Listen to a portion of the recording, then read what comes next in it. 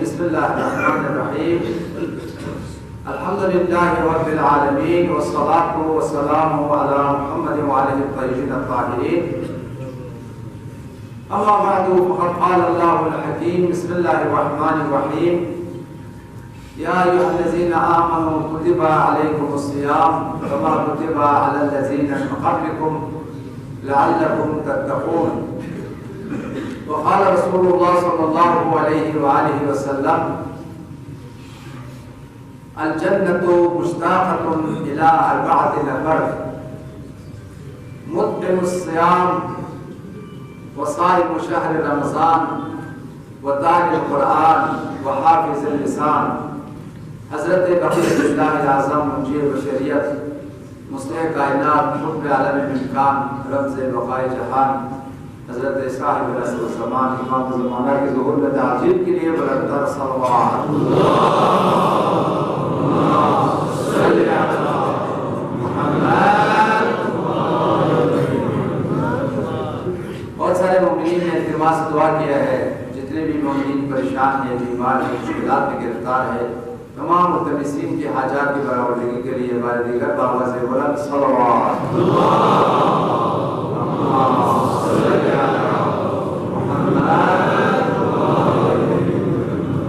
تمام مرحوم مومنین و مومنات، خصوصاً ہم سب کے ہمداران اور اس جامع مسجد کے بانیان، علماء، ذاکرین، شہداء، سب کی درجات کی بلندی کے لیے بار دیگر بابا سے بلند صلوات.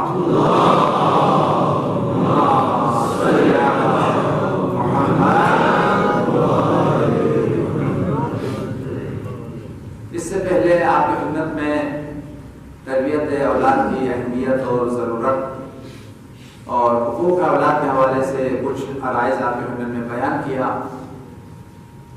چونکہ جب اولاد کی حقوق اور اولاد کے حوالے سے والدین کی ذمہ داریوں کی بات آئی ہے تو اس بات کی تقاضا کرتی ہے کہ یہ جہاں والدین اولاد کے حقوق روایات میں بیان کیے گئے ہیں، وہاں روایات میں تفصیل کے ساتھ جو ہے والدین کے حقوق کو بھی بیان کیا ہے. والدین کا مقام اور منزلت اور والدین کے حقوق اور والدین کے حوالے سے اولاد کی کیا ذمہ داری ہے، ان کو کیا کرنا چاہیے، آیات اور روایات کی روشنی میں انشاءاللہ آنے والے دروس میں حقوق والدین کے حوالے سے کچھ عرائض پیش کروں گا. لیکن حقوق والدین کو بیان کرنے سے پہلے میں ضروری سمجھتا ہوں کہ رمضان المبارک میں بہت سارے اعمال ہیں جن اعمال کی تاکید کی گئی ہے، سفارش کی گئی ہے. ان میں سے بعض اعمال واجب ہے، فرض ہے، ان کا واجہ لانا ضروری ہے، اور بعض اعمال جو مستحب ہے، لیکن وہ اعمال باوجود ان کی مستحب ہے ہماری نجات کے لیے، ہماری مغفرت کے لیے اور خدا کی رضا اور خوشنودی کے لیے اور دنیا اور آخرت کی کامیابی کے لیے اعمال بہت زیادہ مؤثر ہے. اور سرور کائنات نے، ہمارے ائمہ طاہرین نے رمضان المبارک میں ان اعمال کی بہت زیادہ تاکید اور سفارش کی ہے.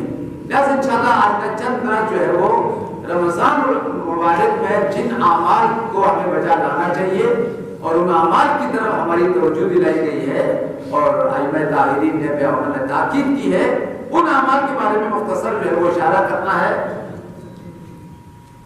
مومنین کرام، در حقیقت جو ہے وہ خلاصہ کلام یہ ہے، بہت سارے واجبات ہیں. ان واجبات کو اس لیے فرض کیا گیا ہے، ہماری نجات ان پر موقوف ہے. اگر یہ واجبات اگر انجام دیے گئے، ان کو بارگاہ میں احسن بطور کامل اگر انجام دیا تو ہماری نجات یقینی ہے، ہماری کامیابی یقینی ہے. یہ جتنی بھی فرائض ہے، اس کو فرض کرنے کی علت اور وجہ یہ ہے، اس میں بندے کا مستحق ہے، اس میں بندے کے لیے نجات ہے. بندے کی دنیاوی کامیابی ان اعمال پر موقوف ہے، یا آخرت کا نجات کا دار و مدار ان اعمال پر موقوف ہے. چونکہ یہ اعمال بندے کے لیے تقدیر ساز ہے، اس کی نجات کا باعث ہے، اس کے گناہوں کی مغفرت کا باعث ہے، اس کی درجات کی بلندی کا باعث ہے، اس کی پوری کامیابی ان اعمال پر موقوف ہے، ان اعمال کو واجب قرار دیا گیا ہے۔ لہذا مومنین کرام تھوڑا توجہ کریں، کسی بھی واجب میں کوتاہی نہ کریں۔ جو شخص واجب میں کوتاہی کرتا ہے وہ دنیا میں بھی عذاب میں مبتلا ہوتا ہے، دنیا میں بھی عقاب میں مبتلا ہوتا ہے۔ کوئی بھی فرض، کوئی بھی واجب، چاہے نماز ہو، روزہ ہو، حج ہو، اس کو اگر عمدن ترک کیا جائے تو خدا کی طرف سے اس کے لیے عقاب ہے، خدا کی طرف سے اس کے لیے عذاب ہے، وہ بچے گا نہیں۔ یا دنیا میں ہی اللہ تعالیٰ اس کو عقاب کر دیتا ہے، پھر اگر دنیا میں اگر عذاب نہیں کیا ہے تو آخرت کے عقاب سے ہرگز نہیں بچ سکتا ہے وہ شخص جس نے فرض کو بجا نہیں لایا ہے۔ لہذا جتنی بھی فرائض ہے اسے ہمیں پابندی کے ساتھ اور بڑے اہتمام کے ساتھ جو ہے وہ بجا لانا چاہیے۔ اسی طریقے سے ہمارے روایات میں ہے، قرآن کی آیات میں ہے، مجتہدین فتوا میں ہے، جتنی بھی حرام کام ہے، جو بھی شریعت نے حرام قرار دیا ہے، اس میں انسان کی تباہی ہے، اس میں انسان کی بربادی ہے۔ وہ کام جو کہ انسان کے لیے نقصان کا سبب ہے، چاہے غیبت ہو، چاہے جھوٹ ہو، چاہے حرام کھانا ہو، چاہے نماز ترک کرنا ہو، چاہے کسی پر ظلم و زیادتی کرنا، جتنے بھی حرام ہیں، یہ یاد رکھیں عزیزان گرامی، حرام کام انسان کی تباہی کا باعث ہے۔ چاہے وہ حرام لقمہ ہو، چاہے وہ حرام فعل ہو، چاہے کوئی بھی حرام کام و معصیت ہو، اس انسان کی تباہی کا باعث ہے۔ چونکہ بندے کے لیے تباہی کا باعث ہے، اس کے لیے عذاب کا باعث ہے، تو خالق نہیں چاہتا اس کی بندے کو عذاب ہو، وہ دنیا میں گرفتار ہو۔ اس وجہ سے اس کے اندر ریڈ لائن کھینچ دیا ہے، یہ کام نہیں کرنا ہے، غیبت نہیں کرنا ہے، جھوٹ نہیں بولنا ہے، حرام نہیں کھانا ہے، کسی کے اوپر ظلم و ستم نہیں کرنا ہے۔ لہٰذا ان کاموں کو حرام اس لیے کیا گیا ہے، آپ کی تباہی ہے، آپ کے لیے بربادی ہے۔ عزیزان گرامی، انسان کی نجات میں، انسان کی دنیا اور آخرت دونوں کی کامیابی میں جو کام مؤثر ہے اس کو واجب قرار دیا ہے۔ انہیں واجبات میں سے ایک اہم ترین فریضہ جس کو نہ تنہا پروردگار عالم نے امت مسلمہ پر واجب قرار دیا ہے، پچھلی امتوں پر بھی واجب قرار دیا ہے۔ قرآن کی آیت میں صریح اس بات کا اعلان ہے، روزہ وہ واجب ہے، وہ فریضہ ہے جس کو پروردگار عالم نے تمام امتوں پر فرض کیا ہے، چاہے وہ نوح کی امت ہو، چاہے ابراہیم کی امت ہو، چاہے عیسیٰ کی امت ہو۔ 5 شریعتیں آئی، پانچوں کی پانچوں شریعتوں میں روزے کو فرض کیا گیا ہے۔ یہ قرآن پاک کی صریح آیت ہے، یا ایھا الذین آمنوا کتب علیکم الصیام کما کتب علی الذین من قبلکم، اے صاحبان ایمان تم پر روزہ فرض کیا گیا ہے، واجب قرار دیا گیا ہے۔ اور ایسی بات نہیں ہے کہ روزہ صرف تم پر فرض ہے، کتب علی الذین من قبلکم، پچھلی جو امتیں تھیں، نوح کی امت، ابراہیم کی امت، موسیٰ کی امت، ان پر بھی روزہ فرض کیا گیا ہے۔ یعنی روزہ ایک ایسا اہم کام ہے، ایک اہم فریضہ ہے، اس کو اللہ تعالیٰ نے تمام امتوں پر ضروری قرار دیا ہے۔ لہذا عزیزان گرامی، رمضان المبارک کا جو روزہ ہے وہ ہماری نجات کے لیے، ہماری مغفرت کے لیے، درجات کی بلندی کے لیے سب سے مؤثر ترین عمل ہے۔ ایسا نہیں ہے عزیزان گرامی ہم یہ سمجھتے ہیں کہ ہمیں روزہ رکھوا کر تکلیف میں مبتلا کیا ہے، مشقت میں مبتلا کیا ہے، بھوک لگ رہی ہے، پیاس لگ رہی ہے اور پریشان ہو رہا ہے روزے کی حالت میں۔ قرآن پاک سورہ بقرہ کی صریح آیت ہے، اسی آیت کی ذیل میں کہ روزہ تم پر واجب قرار دیا گیا ہے، اس کی ذیل میں پروردگار عالم نے فرمایا روزہ واجب کرنے کا مطلب تمہارے لیے نجات دینا ہے، تمہارے لیے آسانیاں پیدا کرنا ہے، دنیا میں بھی تمہارے لیے آسانیاں ہو، روزے کے بہانے تمہارا گناہ بخشا جائے، تمہارا درجات بلند ہو جائے اور آخرت میں تمہیں جہنم سے نجات دیا جائے۔ یہ قرآن کی آیت ہے، یرید اللہ بکم اليسر ولا یرید بکم العسر۔ اللہ تعالیٰ روزے رکھوا کر تمہارے لیے آسانیاں پیدا کرنا چاہتا ہے۔ وہ تمہیں پتہ نہیں ہے روزے کے اندر کیا مصلحت ہے، کس قدر روزے کے فوائد ہے، کس قدر روزے کے آثار انسان کی زندگی میں ہے۔ ایک جملہ مختصر کہہ دیا، یہ روزہ تمہارے لیے آسانی کا باعث ہے، دنیا میں بھی تمہاری بہت ساری آسانیاں، تمہارے سلامتی، تمہاری عافیت، تمہارے لیے رزق میں وسعت، گناہوں کی مغفرت، خدا کی روزی کا خوشنودی کا سبب ہے، اور آخرت میں تمہاری نجات کا دار و مدار روزے کے اوپر ہے۔ عزیزان گرامی، میں نے متعدد روایات میں مطالعہ کیا ہے، روزہ در حقیقت آخرت میں انسان کی نجات کے لیے سب سے مؤثر ترین عمل، سرور کائنات کا فرمان ہے جو شخص رمضان المبارک کا روزہ خلوص کے ساتھ پابندی کے ساتھ بجا لاتا ہے اللہ تعالیٰ اس کے لیے جہنم کی آگ کو حرام قرار دیتا ہے اور جنت کو اس کی تقدیر میں واجب قرار دیتا ہے۔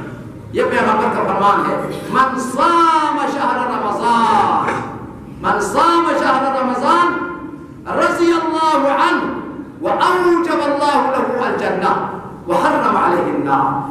جو شخص رمضان کا روزہ خلوص کے ساتھ بجا لاتا ہے پابندی کے ساتھ صحیح شرائط کے ساتھ اللہ تعالیٰ اس سے راضی ہو جاتا ہے، اس کے نتیجے میں اللہ اس کے لیے جنت کو واجب قرار دیتا ہے اور جہنم کی آگ اس کے لیے حرام ہو جاتی ہے۔ اور دوسری روایت میں پیغمبر نے فرمایا الصوم جنۃ من النار، روزہ اس لیے فرض ہوا ہے تاکہ تمہارے جہنم کی آگ کی ڈھال بن جائے۔ جتنے بھی روزہ دار ہیں یہی روزہ قیامت کے دن مومن کو جہنم کی آگ سے بچا لیتا ہے، محفوظ کر لیتا ہے۔ جب جہنم کی دہکتی ہوئی آگ سامنے آتی ہے، ہر انسان کے لیے جہنم کا سامنا ہے، تو روزہ سامنے آتا ہے، انسان کو بچا کے کہتا ہے یہ جہنم تیرے لیے نہیں ہے، یہ جہنم روزہ توڑنے والوں کے لیے ہے، نماز نہ پڑھنے والوں کے لیے، لیکن جو شخص روزہ رکھا ہے اس کے لیے جہنم سے نجات کا جو باعث ہے، اس کے لیے جو ڈال ہے یہی روزہ ہے۔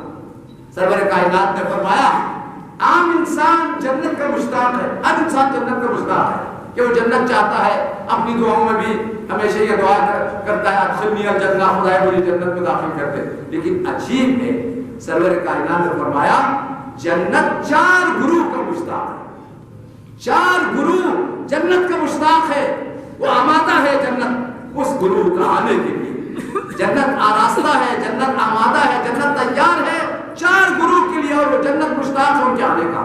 کون ہے جو جنت مشتاق ہے؟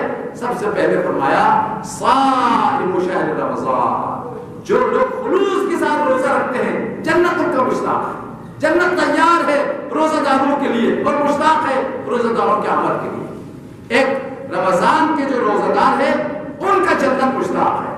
دوسرا فرمایا وَمُطْعِمُ الْجِيعَانِ، ان لوگوں کے لیے جنت یقینی ہے جو بھوکوں کو کھانا کھلاتے ہیں، غریبوں کو کھانا کھلاتے ہیں، یتیموں کو کھانا کھلاتے ہیں۔ جو بھی گرسنہ ہے اس کی گرسنگی، اس کی بھوک کا اس کو احساس ہے، لہٰذا وہ نہ تنہا اپنے بچوں کا فکر کرتا ہے، نہ اپنے اہلیہ کا فکر کرتا ہے، غریبوں کا بھی فکر کرنے والا ہے، غریبوں کو بھی کھانا کھلاتا ہے۔ جو شخص غریبوں کو کھانا کھلائے اللہ تعالیٰ اس کی صلے میں اس کے لیے جنت کو واجب کرا دیتا ہے۔ لہٰذا جو غریبوں کو کھانا کھلانے والے ہیں ان کا جنت مشتاق ہے۔ اور تیسرا گروہ فرمایا وَتَالِ الْقُرْآنِ، جو واقعی قرآن کی تلاوت کرنے والے ہیں، حقیقی معنوں میں روزانہ وہ قرآن کی تلاوت کرتا ہے، یہ قرآن کی تلاوت اس کو جنت میں پہنچا دیتی ہے، اس کی گناہوں کو بخشوا دیتی ہے۔ لہذا جن لوگوں کا جنت مشتاق ہے ان میں سے تیسرا شخص وہ شخص ہے جو مسلسل قرآن کا تلاوت کرنے والا ہے۔ اور چوتھا شخص فرمایا وحافظ اللسان، اس شخص کے لیے جنت مشتاق ہے جو اپنی زبان کو کنٹرول میں رکھتا ہے، حفاظت میں رکھتا ہے، نہ زبان سے غیبت کرتا ہے، نہ زبان سے جھوٹ بولتا ہے، نہ زبان سے کسی کی دل آزاری کرتا ہے، نہ زبان سے کوئی غلط بیانی کرتا ہے۔ جس شخص کی زبان محفوظ ہے پیغمبر نے فرمایا جنت اس کا مشتاق ہے۔ عزیزان گرامی، سب سے اہم ترین کام رمضان المبارک میں اور رمضان کے علاوہ ضروری ترین کام زبان کی حفاظت ہے۔ جب تک آپ کی زبان محفوظ نہیں رہے گا آپ کا روزہ صحیح روزہ نہیں ہوگا۔ روزے کے حالت میں ہے غیبت بھی کر رہا ہے، جھوٹ بھی بول رہا ہے، گالی بھی دے رہا ہے، دنیا کی بکواس بھی کر رہا ہے، یہ روزہ آپ کو جہنم کی آگ سے نہیں بچا سکتا، یہ روزہ آپ کے لیے جہنم کی آگ کا ڈال نہیں ہے۔ ایک شخص بہت دور سے دیہات سے آیا، پیغمبر کے زمانے میں بہت سارے دیہاتی آتے تھے، وہ ایک سوال کر کے چلا جاتا تھا، بس ایک سوال پوچھتے تھے۔ جو دیہاتی آیا اس نے آ کر پیغمبر سے عرض کیا اے اللہ کے رسول مجھے ایک عمل بتائیں، ایک عمل، لیکن اس کو میں اچانک بجا لاؤں تو میرے لیے جنت یقینی ہوگی، بس میں اس کو بجا لاؤں گا اور میں سمجھوں کہ رسول اللہ نے فرمایا ہے کہ تیرے لیے جنت یقینی ہے، میں اسی عمل کو بس بجا لاتا ہوں۔ یا رسول اللہ اوصنی اعمل بہ لا تحول بینی و بین الجنہ، مجھے وصیت کیجیے، نصیحت کیجیے ایک عمل کا، اس کو بجا لاؤں تو میرے لیے جنت یقینی ہو۔ पैगंबर ने फरमाया तुम वाजिबात की पाबंदी करो, हराम चीजों से इज्तिनाब करो, लेकिन हराम चीजों से इज्तिनाब करने के साथ साथ वाजिबात को बचा लाने के साथ साथ अपनी जबान की हिफाजत करो। जबान से किसी की ग़ीबत न करो, किसी की दिलशिकनी न करो, किसी के ऊपर इल्जाम न लगाओ, किसी के ऊपर ग़ीबत न करो, झूठ न बोलो, जबान को हराम से महफूज रखो। इस शख्स ने कहा या रसूल अल्लाह, वाजिबात को बचा लाना तो वाज़ेह है, यकीनन मुझे जन्नत मिल जाएगी, और मुहर्रमात से इज्तिनाब करना ये भी यकीनी बात है, मुहर्रमात से जब तक इज्तिनाब नहीं करेंगे तो जन्नत भी नहीं जाएगा। ज़बान की हिफाजत में इसके जन्नत का क्या है दखल है? इसने कहा मुझे ज़बान के अलावा कोई और नसीहत कीजिए। ज़बान की हिफाजत लिसान पे अमन फरमाया, ज़बान की हिफाजत करो। पैगंबर ने दोबारा फरमाया इहफज़ लिसानक, तुम इस नसीहत को मामूली मत समझो, छोटा मत समझो, अपनी ज़बान की हिफाजत करो।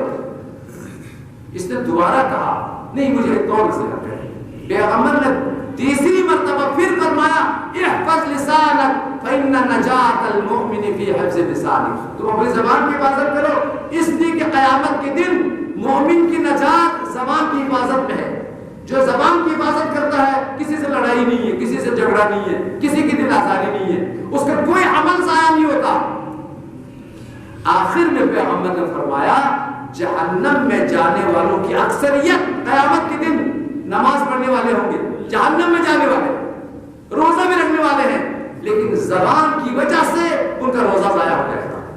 इधर ग़ीबत करेगा, उधर झूठ बोलेगा, उधर गलत बयानी करेगा, उधर जाकर गलत गवाही दे देगा। ज़बान की वजह से अक्सरियत जहन्नम में चली जाएगी, उनकी जो नेकियां हैं, उनकी जो अच्छे अमाल है वो बर्बाद हो जाएंगे। लिहाजा इज़ानी गिरामी, रमज़ानुल मुबारक में रोजा हमारी नजात के लिए अहम तरीन फरीज़ा है, अहम तरीन वाजिबात में से है, लेकिन रोजे की शर्त यह है कि ज़बान की हिफाजत किया जाए, रोजे को बातिल करने वाली चीजें उनसे इज्तिनाब किया जाए। जनाब जाबिर बिन अब्दुल्लाह से पैगंबर ने खिताब करके फरमाया ए जाबिर, ये रमजान का महीना है, मोमिनीन में से कोई भी शख्स रमजान के रोजों को बजा लाए और रात को थोड़ी सी इबादत कर ले और अपने पेट को हराम से बचा ले, ज़बान को ग़ीबत से, झूठ से बचा ले। पैगंबर ने फरमाया अल्लाह ताला इनकी गुनाहों को इस तरह बख्श देता है, जब ईद की रात आती है फरिश्ते उसको मुबारकबादी देते हैं, तुम उस दिन की तरह पाकीज़ा हो चुके हो जिस दिन तुम माँ के पेट से दुनिया में आए, जिस दिन तुम मुतवल्लिद हुए थे कयामिन वलदत उम्मुक, उस दिन की तरह पाक व पाकीज़ा हो चुका है। फरमाया ये रोजे इंसान की गुनाहों को बख्श देता है, माफ करवा देता है, लेकिन शर्त यह है हाफिज़ बत्नहु व लिसानहु, पेट को हराम से बचाए, लुक़मा हराम से बचाए, और ज़बान को झूठ से, ग़ीबतों से, गलत बयानी से बचाए। जनाब जाबिर बहुत खुशहाल हो गए, कहा या रसूल अल्लाह, रमजान के निकलने के बाद हम पाक व पाकीज़ा हो जाते हैं, खुदा हमारे सारे गुनाहों को बख्श देते हैं। कितना अच्छी फरमान आपने बयान फरमाया। तो पैगंबर ने फरमाया लेकिन अफसोस है, बहुत अफसोस है, अक्सर जुवा व अक़ल्लु सुवा, बहुत सारे लोग भूखे हैं, रोजादार बहुत कम है। रोजे की शराइत पर अमल करने वाले, रोजे को बचाने वाले, कोई ग़ीबत करके रोजों को बातिल कर देता है, कोई झूठ बोल के रोजे को खराब कर देता है, कोई नामालूम की तरफ। फिर फरमाया रोजा सिर्फ पेट से कुछ न खाने का, मुंह को वज़ा से महफूज रखने का नाम नहीं है। लैसा सियाम अनिल जूअ व तआम, इन्नमा सियाम हिजाबुन ज़रबहु अल्लाह अलल अअज़ाइ व जवारिह। रोजा सिर्फ भूख और प्यास का नाम नहीं है, बल्कि तमाम आज़ा को गुनाहों से बचाने का नाम है। आंखें भी रोजे से है, कान भी रोजे से है, ज़बान भी रोजे से है, पाँव भी रोजे से है, हाथ भी रोजे से है। अगर हाथ से आप किसी पर जुल्म करेगा, हाथ का रोजा टूट जाएगा। नामहरम की तरफ निगाह करेगा, आंखों का रोजा टूट जाएगा। कान से गलत चीजें, गाना, मुख्तलिफ चीजें अगर सुन लेंगे तो कान का रोजा बातिल हो जाएगा। गलत हरकत की तरफ, गलत चीज की तरफ कदम बढ़ाएगा तो तुम्हारा कदमों का वो रोजा बातिल हो जाएगा। आपकी ज़िम्मतों को तमाम करना चाहता हूँ। मुझसे बार बार कई नौजवानों ने ये सवाल किया है, चंद सवाल उसका जवाब देता हूँ। पहला सवाल ये है कि آکسیجن چڑھاتے ہیں. مریض ہو گیا ہاسپٹل میں لے گیا تو اسے آکسیجن چڑھانے کی ضرورت پڑا, تو کیا آکسیجن چڑھانے سے روزہ باطل ہو جاتا ہے؟ ابھی ہم نے رہبر کا رسالہ مطالعہ کیا. اکثر مراجع کے رسالوں میں ہے آکسیجن جو ہے اس کے اندر مواد ہے, اس کے اندر جو ہے نا صرف ہوا نہیں ہے, اس کے اندر دوائی ہے, اس کے اندر مواد ہے, لہٰذا وہ حلق سے نیچے اترنے کی وجہ سے اس کا روزہ باطل ہو جاتا ہے اور بعد میں اس کی قضا کرنا جو ہے وہ ضروری ہے. لیکن اگر بیماری کی وجہ سے انجیکشن لگانا پڑے, جسے بخار آ گیا ہے یا سر میں درد ہے, کسی بھی بیماری کی وجہ سے اگر انجیکشن لگا لیتا ہے تو انجیکشن سے روزہ باطل نہیں ہوتا ہے. یہ تمام مراجع کا اتفاقی فتویٰ ہے. لیکن جو ڈرپ چڑھاتے ہیں, ڈرپ کے بارے میں مراجع کے فتویٰ مختلف ہے. آیت اللہ سستانی مطلقہ اجازت دیتے ہیں. آیت اللہ سستانی کے پاس ڈرپ چڑھانے میں کوئی اشکال نہیں ہے, کسی قسم کا بھی ڈرپ ہو, کوئی بھی ڈرپ ہو, وہ طاقت و توانائی کے لیے ہو, اس سے روزہ باطل نہیں ہوتا ہے. لیکن خامنائی کے پاس انہوں نے ڈرپ کی دو قسمیں بیان کی ہیں. ایک صرف دوائی ہے, بے حس کرنے کے لیے ہے یا درد کو ختم کرنے کے لیے, صرف دوائی کی حیثیت ہے. لیکن بہت سارے ڈرپ غذائیت رکھتی ہے, غذا کی جگہ پر بیمار کو ڈرپ چڑھایا جاتا ہے. لہٰذا وہ کھانا تو کھا نہیں سکتا لیکن کھانے کے بدلے اس کو ڈرپ چڑھایا جاتا ہے. تو اس قسم کی جو ڈرپ ہے اس سے روزہ جو ہے وہ باطل ہو جاتا ہے. بارگاہ الہی میں دعا ہے, خدا یا پروردگار تیرے انبیاء کا واسطہ, تیرے اولیاء کا واسطہ, رمضان مبارک کی جتنے بھی اعمال ہیں, عبادات ہیں, خدایا ہمیں پابندی کے ساتھ بجا لانے کی توفیق عطا فرما. خدایا روزے کے آداب, روزے کی شرائط کو محفوظ رکھ کر بہترین روزہ رکھنے کی توفیق عنایت فرما. خدایا ہمیں روزہ داروں میں شامل فرما. خدایا بحق محمد و آل محمد ہم سب کے گناہوں کبیرہ و صغیرہ کو معاف فرما. خدایا تمام مومنین کی حاجات شرعیہ کو, ان کی دعاؤں کو اپنی برگاہ میں مستجاب فرما. تمام مرحومین کو مغفرت عطا فرما. امام کے ظہور میں تعجیل فرما. رحم اللہ من قرأ الفاتحہ.